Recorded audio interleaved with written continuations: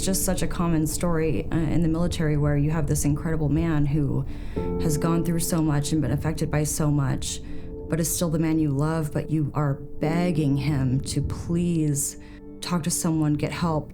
And all he's trying to do is, he's in survival mode. Going from basic training to airborne school, then to the Ranger indoctrination program was all just, this isn't a joke anymore, like I actually did this and here we are. And he looked me in the eye with tears in his eyes and said, that dog literally saved my life. And that touched my heart. I mean, it's just like you can't look at a veteran and see them say that and not be moved by it.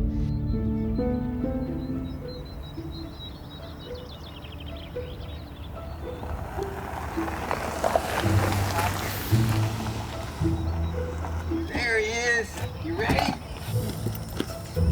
Good girl. Oh, look who that is. Look who that is. After seeing a few of the veterans receive their dogs and the tears in the audience and the testimonials that have been posted about this dog saved my life, I was this close to suicide, it made me think, oh my gosh, we need to do that.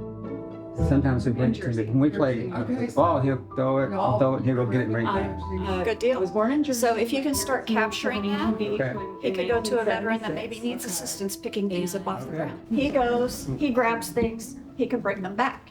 So let's incorporate that. There may be a veteran that needs things brought to him. Okay. So whatever they're doing, you may think it's misbehavior, but if you can turn it into a command and capture that, you could put it to use. As much as we love him, we know he's going to save somebody's life. He is. He's going to make a difference for someone.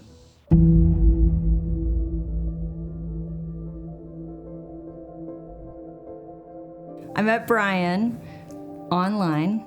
And this was on Match.com before the apps. There was no swiping yet.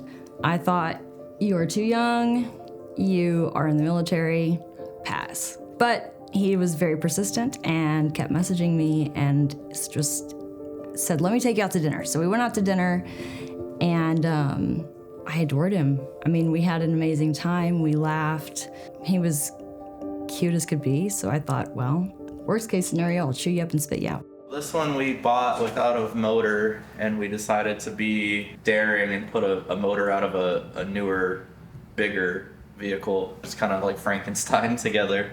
And that is ugly.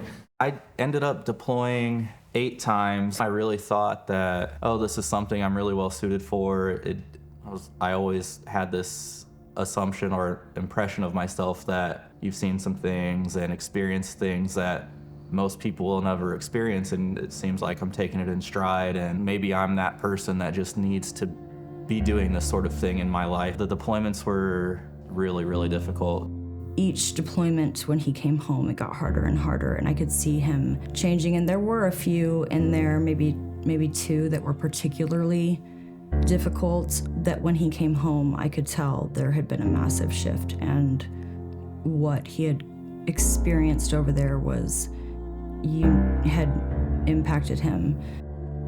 I think there are so many veterans that are silently suffering. They feel like there's other people that are way more deserving than them. When these men and women humble themselves and offer to lay down their life for their country, and then they come back altered, they have laid down their life. They've laid down their future by the things that they've experienced. When veterans come to us for a service dog, they are looking for hope and a way to stop isolating. Most of them have post-traumatic stress and other comorbidities that go along with that from their combat at war. After separating from active duty and transitioning back into a more, vanilla lifestyle, that's when it all really started to take a toll. Having been with Fairway for 6 years now, and having donated to AWI, all of a sudden I just had this epiphany, like, he needs a service dog. Every week, our application list grows, and we can only do so much. We can only produce as many service dogs teams as we have raisers for, and we have dog breeders saying, hey, I've got 3 dogs. and we can't take them all because we don't have puppy raisers. That's hard because those are 3 more people we could help. I had a conversation with Nicole, and Nicole just said kind of off the cuff, wouldn't it be neat if Fairway employees would be puppy raisers? Well, I just thought that was just the coolest thing ever. Just think about the narrative. Not only is Fairway providing the dog, but they're pouring love into the dog. Our puppy raisers are really the foundation of our whole program. They take our baby puppies and raise them and train them in the community so that they are basically bomb-proof battle buddies for our veterans. When we actually know that these dogs are saving lives, when you actually know that these men and women are facing very hard things that they might not share with anybody else, I think, why not? Why not, invest in the future of a veteran that invested so much for you? These puppy raisers are changing lives. Our partnership with AWI and Fairway Independent Mortgage Corporation, we have saved lives. Raising a puppy for somebody else that needs this dog, it sounds great, but it's really bittersweet. It's, as Leanne would say, the worst, best thing you could ever do. It hurts for a little bit, but once you see that dog doing its job and you see that life transform right in front of your eyes, that's our paycheck. We like to say that inside every service dog beats the heart of a puppy raiser because it is so true. Harley, come. Yes, good boy. Good boy. Oh, good boy. Harley, sit. Harley, sit. Yes, good.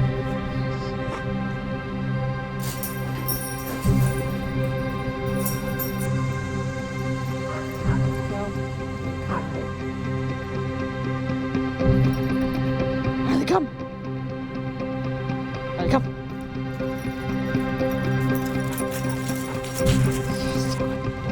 My real purpose for doing it was to inspire others to do it. Okay, let's go walking. Go for a walk, man.